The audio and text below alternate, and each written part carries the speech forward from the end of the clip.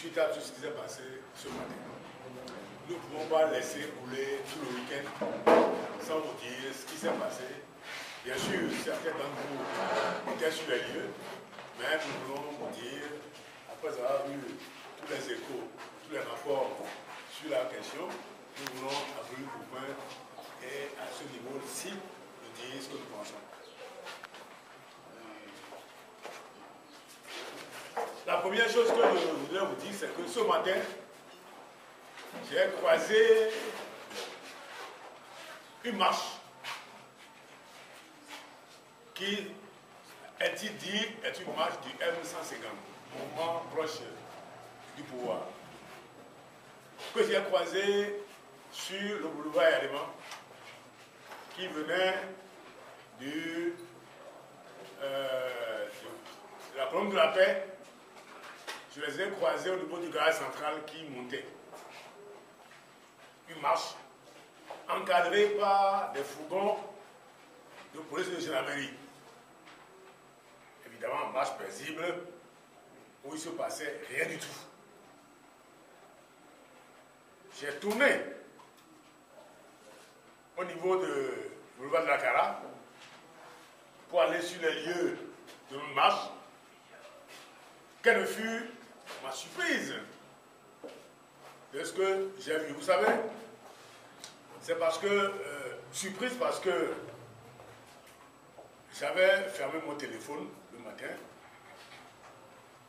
devant tout le stress que les événements récents nous amènent. J'ai dû fermer le téléphone. Je ne savais pas que les choses pouvaient se passer ce matin. Puisque notre marche est une marche du FRAC appuyée par le CST. Et qu'il y a très longtemps que les marches du FRAC n'ont pas été réprimées. Très longtemps. Tellement longtemps que nous n'avions jamais pensé qu'il pouvait se passer quelque chose ce matin. Et à ma grande surprise, j'arrive au niveau de l'église baptiste. Je vois une foule. Et dans cette foule, qu'est-ce que je constate? Des gens qui ont des bourdelles coûtées. Des gens qui ont des machettes en main. Je me suis demandé, mais qu'est-ce qui se passe? Et à ma grande surprise, je vois autour d'eux et parmi eux des agents en habit des forces de sécurité, des gendarmes et des policiers, qui étaient en train de les accompagner dans un brouhaha. Ils allaient ensemble. Et ils descendaient l'avenue par la rue pavée en face de l'église baptiste. Je me suis frayé le passage et j'étais allé jusqu'à Trésor où je me suis rendu compte qu'il y a eu des échauffourées. Je me suis rendu compte qu'il y a eu des échauffourées, des pavés. Et c'est à ce moment-là que je me suis demandé, mais qu'est-ce qui se passe? Et j'ai vu des personnes, on m'a dit que ce sont les miliciens proches du RPT Uni, ceux-là même qui avaient fait parler d'eux en 2005, lors des massacres de 2005, parce que, d'après les renseignements, certains qui étaient très connus pour avoir participé au massacre de 2005 étaient encore sur les lieux. Je vais vous citer les noms tout à l'heure. Ils étaient encore sur les lieux. Moi, je ne les connais pas personnellement. Moi, je les ai dépassés. Je suis allé au siège du Cassim, mais je n'ai pas pu rester longtemps au siège du Cassim. Parce que ces jeunes-là dont j'ai parlé, accompagnés des forces, c'est ça le problème fondamental. Ces jeunes étaient accompagnés par les gens des forces qui arrivaient. J'ai dû quitter les lieux, là où j'étais, au siège du Cassim, pour dégager et partir. Voilà la situation.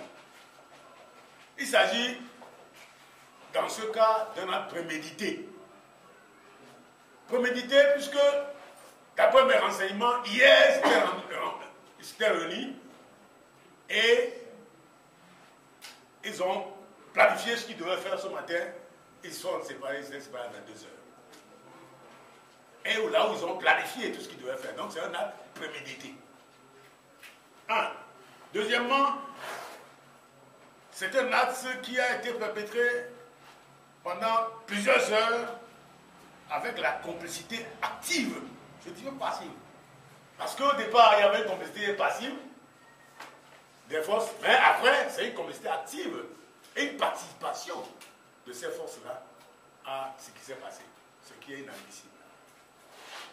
Alors que ces forces étaient en train d'encadrer au même moment la manifestation des gens proches du Nil, ces forces se sont transformées en force de répression devant nos manifestants, bien que les gens qui étaient en face, qui étaient venus pour perturber, pour faire des désordre, étaient armés. Armés, je vous dis, j'ai vu moi-même de mes yeux des gens avec des gourdins cloutés, avec des machettes coupe-coupe, des pioches, des haches, des couteaux. J'ai vu beaucoup de choses quand je suis passé aujourd'hui. Et la police qui était là ne disait rien. À un moment donné, quand je passais, j'ai vu quelqu'un, je ne sais pas qui, je n'ai pas voulu ralentir, qui a été arrêté par la foule de ceux qui venaient pour agresser.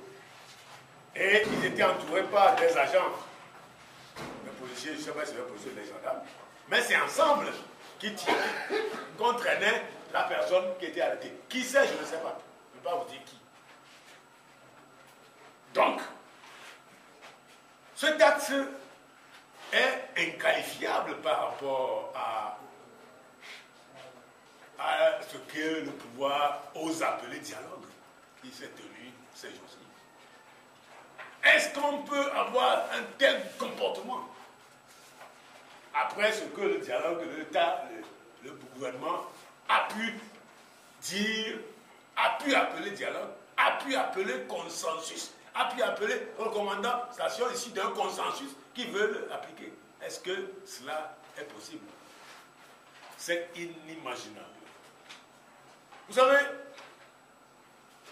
est-ce que ce n'est pas déjà une préfiguration de ce qui va se passer s'il va y avoir élection dans quelques mois? Est-ce que ce n'est pas cette préfiguration? S'il doit y avoir élection, est-ce que ce n'est pas une préparation de ce qui s'était passé en 2005 et qu'on essaie de rééditer pour les prochaines élections s'il doit en avoir? Parce que c'est comme cela que ça avait commencé également. Ce qui s'était passé en 2005, c'est avant, nous avons vu les prémices, c'est exactement comme ça ce que ça s'est passé. Pendant et après les élections. On est en train de reprendre exactement les mêmes choses, les mêmes ingrédients, et nous sommes en train d'aller vers ce qui s'est passé en 2005. Mais je vais vous dire, le peuple ne se laissera plus faire. Ce qui s'est passé en 2005, ça m'étonnerait que le peuple aujourd'hui se laisse faire comme en 2005. Ce qui a occasionné, nous, à la Ligue, nous le disons, puisque à ce moment-là, j'étais au siège de la Ligue en permanence, nous avions dénombré 1100 et quelques morts. Mais ceux sur lesquels nous avons pu mettre des noms, c'était 811. C'était 811. Nous ne voulons plus qu'il y ait 811 morts encore au Togo. Le peuple togolais ne se laissera plus faire. C'est exactement comme s'il y a des endroits où des gens ne peuvent pas aller manifester. Des agents qui sont, des endroits qui sont comme en territoire conquis, où tout le monde ne veut pas aller manifester. Comme à Kara. Nous avons subi exactement, vous savez, à Kara, c'est exactement la même chose. Nous avions vu les gourdins et les machettes à Kara. Mais nous avions préféré partir comme nous étions les responsables arrivés sur les lieux pour éviter tout problème. Malgré le fait que nos supporters qui étaient là-bas, les sympathisants et les militants qui étaient là-bas, voulaient intervenir. Nous avons dit non. Aujourd'hui, C'est exactement la même chose qui s'est passée. On parle de Doumassessé. Doumassessé, est-ce que c'est un endroit, c'est pas un endroit Lomé? Est-ce que nous ne pouvons pas manifester à Doumassessé? Mais on oublie que le FRAC a déjà fait 4 marches au départ de Doumassessé. Et rien ne s'était passé. Pourquoi aujourd'hui? À moins que ce soit parce que le FRAC soutenu par le CST. Ou bien c'est le CST qui effraie le pouvoir. Ou c'est le CST qui fait peur un peuple au pouvoir. J'ai comme cette impression-là.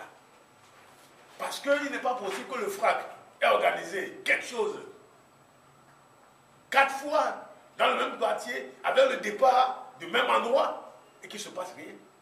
Qu'aujourd'hui, parce qu'on a dit CST, les gens tremblent, les genoux commencent à trembler, les dents commencent à claquer. Est-ce que c'est ça? J'ai comme l'impression plutôt que c'est ça. Nous allons vous dire que ce qu'ils ont fait là, c'est une remise, ça fait un certain nombre de manifestations du CST que nous n'avons pas pu organiser et mener à bout. C'est comme si on refuse désormais le pouvoir en place par des moyens, par un moyen ou un autre. Le pouvoir refuse que nous manifestions, que le CST manifeste. Donc c'est notre droit de manifester, prévu par la Constitution, prévu par la loi de 2011, prévu par les conventions internationales, toutes les conventions internationales. Notre droit de manifester nous est aujourd'hui refusé. Et nous n'allons pas nous laisser refuser ce droit-là. Vous savez, ce qui s'est passé aujourd'hui nous a donné une leçon. Nous avons appris la leçon. Nous avons appris la leçon qu'à tout moment, on peut tuer, blesser, traumatiser nos gens. Parce qu'aujourd'hui, il s'en est fallu de peu pour que des gens soient tués. Mais il y a eu beaucoup de blessés. Beaucoup de blessés par arme blanche aujourd'hui.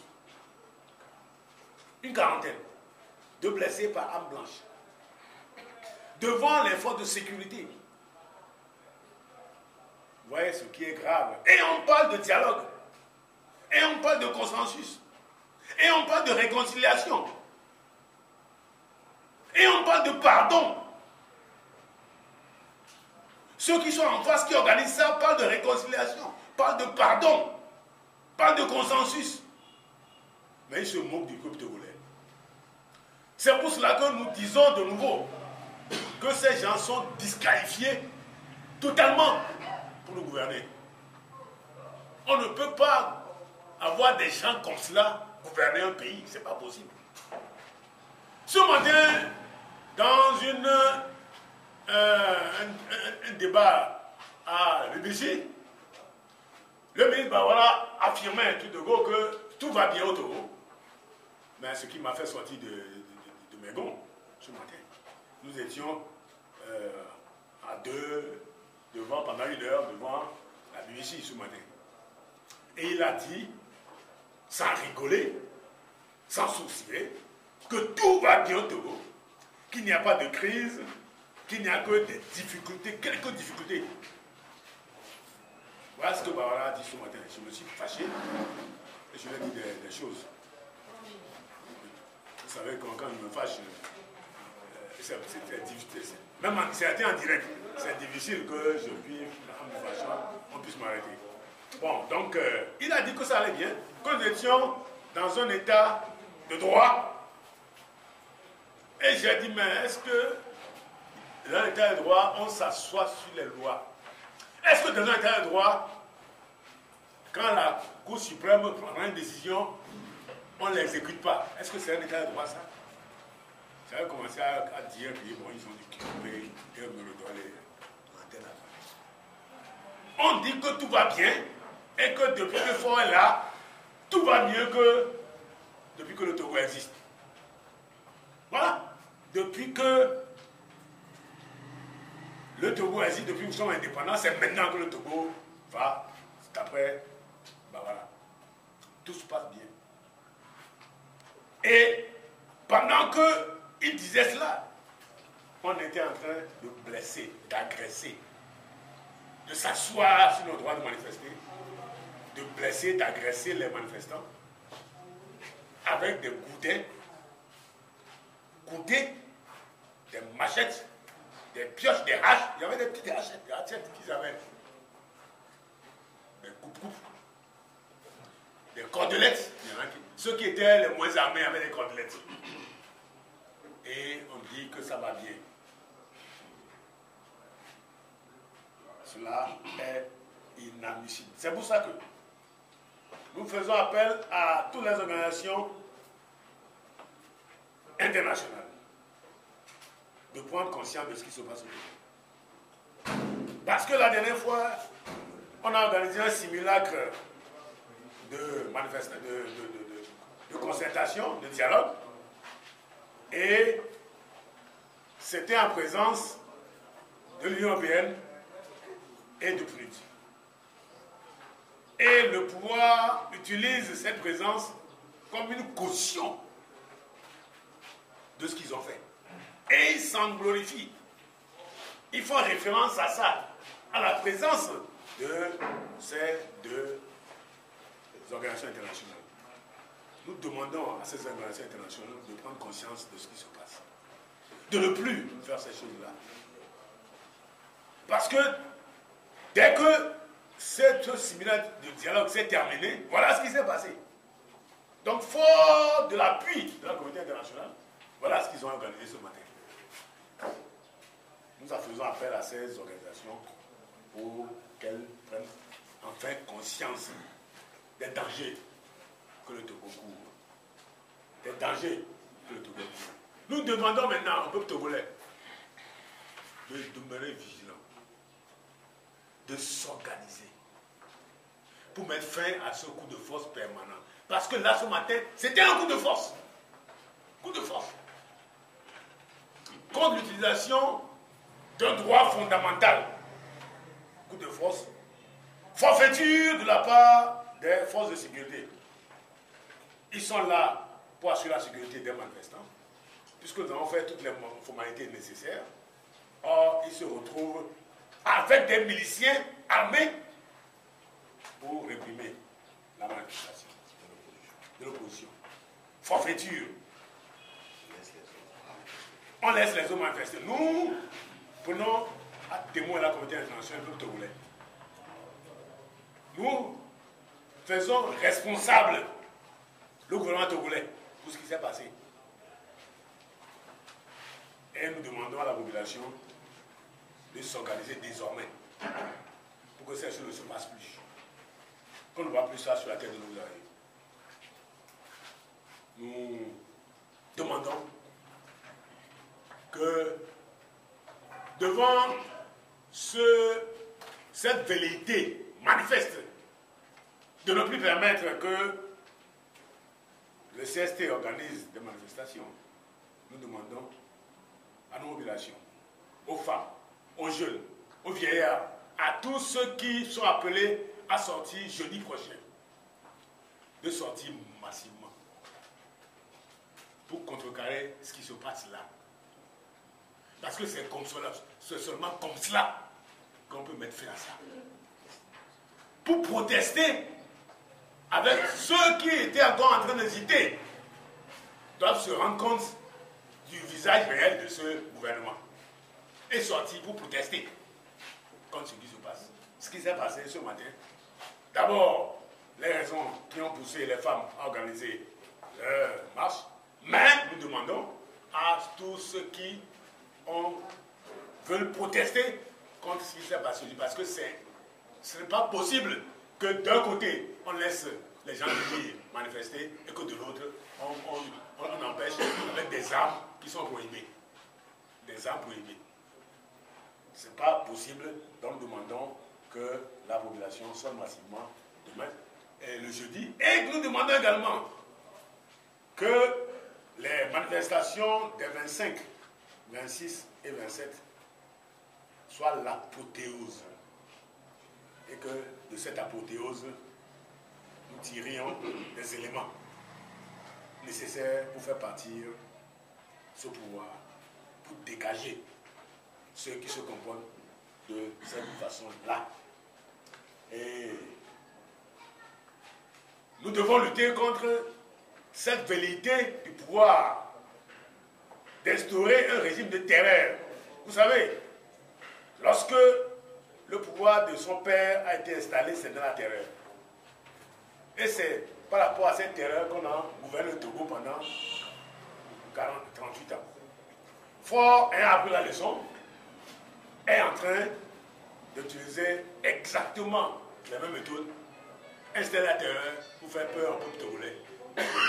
Nous allons dire non à tout cela. Et désormais, nous allons tout faire également pour ne plus subir. Ce sont de ceux qui étaient déjà là en 2005 et qui ont fait ce qui s'est passé, qui a donné lieu à 1100.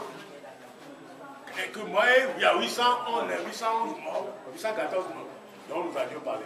Vous savez, il y a Gnassingbé, s'il vous plaît, Houna, qui était sur le terrain aujourd'hui. Vous savez qui est un homme d'affaires, Gnassingbé Houna, qui est un homme d'affaires, qui était sur le terrain. Bassou Charles, il était également sur le terrain. Jean-Claude Moncho, il était également sur le terrain. Ce sont des collaborateurs de Gnassingbé Toy, DG de CNCT. Vous avez également Banassim Théo, qui était également sur le terrain ce matin. Président du FAGE, milice du RPT Unir. Vous avez également Raymond, Émile, Gilbert, Chalim, qui sont membres du FAGE, qui étaient sur le terrain également ce matin.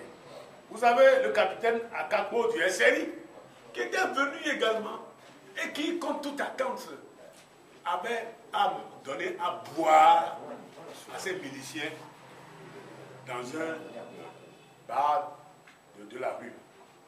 Il était entré, il a dû acheter la bouteille et a distribué ça à ces miliciens armés. Ce qui est inadmissible. Inadmissible. Vous avez, c'est à côté de Uniprix là. C'est là, c'est à côté d'Uniprix, c'est là où ça a été fait. Vous savez, avant qu'il ne commence, il y a un véhicule qui a débarqué. Plusieurs véhicules qui ont apporté du tourteau. On a décidé d'abord avant que les choses démarrent. Et dans un véhicule TG, le véhicule TG Mitsubishi TG 1916 AM. Vous avez d'autres véhicules. Je peux citer. Ouais, si tu peux citer. Il y a aussi TG 5525 AJ. TG 5525 AJ. Il y a TG 9252 AG. Voilà, plus ce qui plus TG 1916 AM. Voilà les véhicules qui ont amené le matériel et tout à l'heure même, on a constaté qu'ils sont retournés au siège du RPT Uni où on leur a distribué de l'argent avant qu'ils ne partent. Voilà, c'est pour dire que ce qui s'est passé ce matin a été une action qui a été préméditée. C'est bien organisé, les gens sont financés en conséquence. Et cela explique le bien fondé des préalables.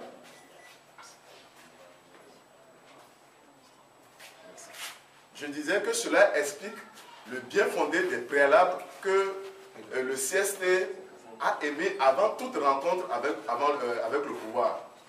Vous savez que la CVJR a travaillé, la CVJR a pondu son rapport.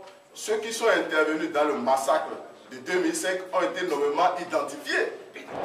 Vous pensez qu'on puisse aller participer à un dialogue avec ce pouvoir et aller aux élections dans ces conditions-là, alors que l'impunité se poursuit? Nous avons parlé du rapport de la CVJR. Ceux qui ont torturé les Togolais, ils sont cités nommément. Vous pensez qu'on puisse aller aux élections dans ces conditions où les gens se permettent encore de de tuer, de blesser avec les armes blanches. On est maintenant à l'état d'armes blanches. Bientôt, ce serait les armes de guerre. C'est de ça qu'il s'agit. Je voudrais attirer aussi votre attention sur le fait que le pouvoir, quand on dit que le pouvoir cautionne ou bien participe à l'organisation de telles situations, ça vous étonne. Quand nous étions à Kara, de retour, il y a eu une séance de travail avec le ministre Bahara et le ministre Yak. Au cours de cette séance de travail, nous avons posé le problème de Kara, que le ministre Yak doit prendre ses responsabilités, faire les investigations nécessaires, identifier les responsables de ce qui s'est passé avec nous à Kara. Mais quelle a été notre surprise lorsque Yak nous disait le jour-là qu'il faut oublier ça. Vous voyez, lorsqu'un ministre dit qu'il faut oublier ça et que cela se répète aujourd'hui à Lomé, quelle leçon tirez-vous de cela? Et vous avez suivi même le ministre Bahara hier à la radio sur les gens. Vous avez suivi sa déclaration. Le phénomène, l'actualité confirme ce qu'il a dit hier. Donc, une façon d'empêcher le CST d'organiser des manifestations au Togo. Voilà ce que je voudrais ajouter à cette situation-là. Que le pouvoir, quelque part, est responsable et il faut faire attention, il y a une complicité qui s'organise quelque part. Voilà. Merci.